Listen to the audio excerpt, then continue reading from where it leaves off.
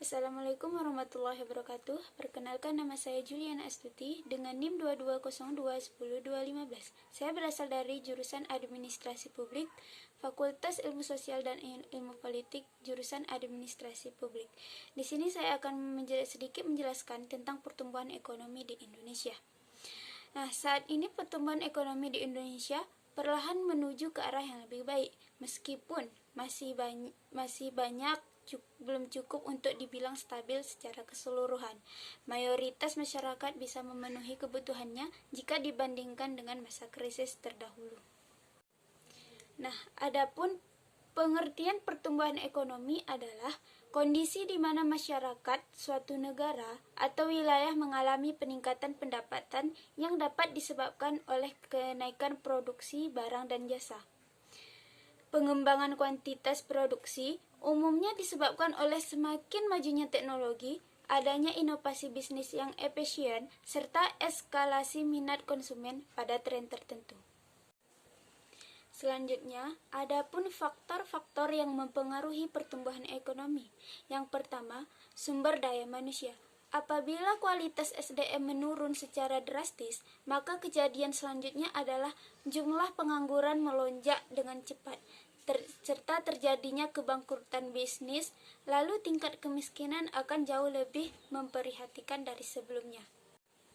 Yang kedua, ada sumber daya alam, atau yang disingkat dengan SDA. Selain SDM, hal ini yang mempengaruhi pertumbuhan ekonomi adalah SDA. Terkait dengan itu, perlu dipahami bahwa jumlah kekayaan SDA harus berjalan beriringan dengan peningkatan SDM sehingga pertumbuhan ekonomi dapat terlaksana. Seperti contoh, pertumbuhan ekonomi dalam hal ini adalah keseimbangan kekuatan ekspor dan kualitas produksinya. Apabila perusahaan secara bertahap terus melakukan perbaikan, inovasi serta ekspansi bisnis, maka kondisi SDA dan SDM akan bergerak seimbang. Yang ketiga, ada kemajuan iptek. Sebagai faktor yang mempengaruhi pertumbuhan ekonomi, perkembangan teknologi dan pendidikan perlu digencarkan sehingga produksi barang atau jasa menjadi lebih efisien. Mengacu pada perubahan kebutuhan dan gaya hidup masyarakat global yang kini menjadi serba digital, sebaiknya pemanfaatan teknologi menjadi fokus utama perusahaan. Yang keempat, ada tingkat inflasi dan suku bunga. Selanjutnya, aspek yang berpengaruh pada pertumbuhan ekonomi adalah tingkat inflasi. Apabila terjadi kenaikan harga bahan baku, maka hampir secara otomatis akan terjadi peningkatan jumlah kebutuhan operasional perusahaan. Keadaan ini tentu saja akan berdampak bagi gaji karyawan dan yang paling penting menimbulkan hambatan bagi perusahaan. Nah, yang terakhir ada tenaga manajerial dan organisasi produksi. Poin lain yang penting bagi pertumbuhan ekonomi adalah metode implementasi organisasi produksi yang erat kaitannya dengan tenaga manajerial. Dalam hal ini, penggunaan aspek produksi perlu ditinjau sehingga prospek pertumbuhan ekonomi di masa mendatang dapat direalisasikan. Adapun ciri-ciri pertumbuhan ekonomi. Yang pertama, tingkat pertumbuhan penduduk dan produk berjalan dengan cepat. Yang kedua, adanya peningkatan produktivitas dalam masyarakat. Yang ketiga, terjadinya kenaikan aspek struktural serta urbanisasi. Dan yang terakhir, hadirnya perluasan produksi barang, jasa, SDM atau SDA ke negara maju. Selanjutnya, cara menghitung pertumbuhan ekonomi.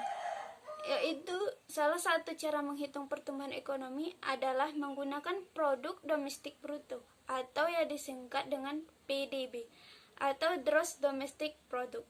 Mengaplikasikannya yaitu menghitung pendapatan masyarakat dalam suatu negara berdasarkan kawasannya.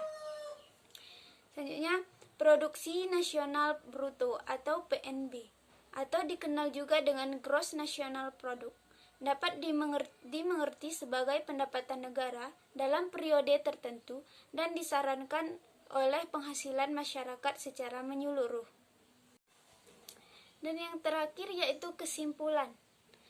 Pertumbuhan ekonomi yaitu kondisi di mana barang modal bertambah dan kemajuan standar keuangan masyarakat juga mengalami kenaikan akibat kemajuan teknologi. Sehubungan dengan itu, salah satu manfaat yang dirasakan pemerintah ketika terjadi pertumbuhan ekonomi adalah pembangunan dan pemerataan infrastruktur masyarakat dapat dilaksanakan secara cepat karena pendapatan per kapita sudah melonjak. Mungkin hanya ini yang dapat saya sampaikan. Lebih dan kurang saya mohon maaf. Assalamualaikum warahmatullahi wabarakatuh.